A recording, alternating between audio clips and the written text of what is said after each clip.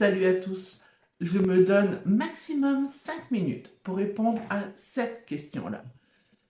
Je me perds dans la spiritualité et je ne sais plus qui croire.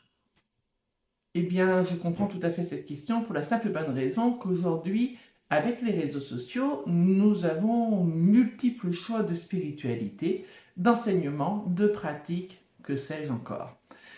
Il y a quelques années en arrière, avant les réseaux sociaux, le seul maître de notre spiritualité, c'était nous-mêmes, car nous devions du coup apprendre avec ce qu'on ressentait, et puis à essayer d'accepter, de comprendre aussi pourquoi on vivait certaines choses, pas d'autres, et puis d'accepter d'être au regard de l'autre qui ne comprend pas fatalement ce que vous devenez.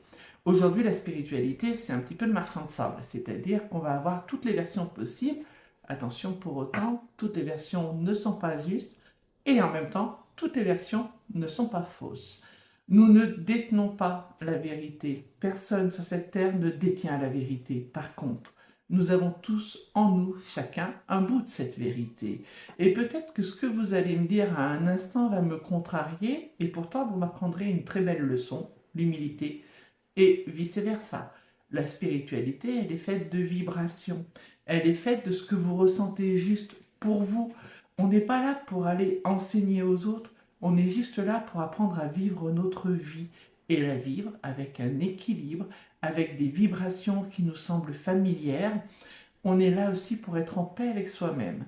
Est-ce que quelqu'un qui n'ouvre pas la porte de la spiritualité vivra malheureux toute sa vie? Mon Dieu, heureusement que non. Il va vivre son chemin comme lui l'a décidé. Les gens qui sont spirituels le vivront comme ils le décident au pas de leur spiritualité. Si vous voulez vous recentrer et ne pas être éparpillé dans les couloirs nombreux de la spiritualité, il vous suffit juste de vous écouter et de vous sentir, vous, à un moment donné, vibrer pour des choses qui vous apportent une vraie réponse, qui vous apportent aussi un réconfort, mais qui vous apportent aussi une remise en question sur vous-même. La spiritualité, en aucun cas, n'est miraculeuse. Elle est ce que vous en faites.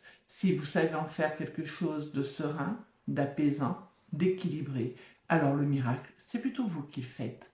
J'espère en tout cas que ces quelques paroles vous aideront à comprendre que, au lieu de vous éparpiller sur plein de spiritualités différentes, il serait d'abord bon pour vous de vous recentrer et de comprendre ce que vous cherchez, pourquoi vous le cherchez et surtout ce que vous souhaitez en faire.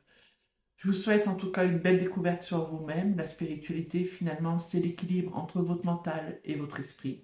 Que cet équilibre soit le vôtre. Je vous dis à très vite, à très bientôt et prenez soin de vous.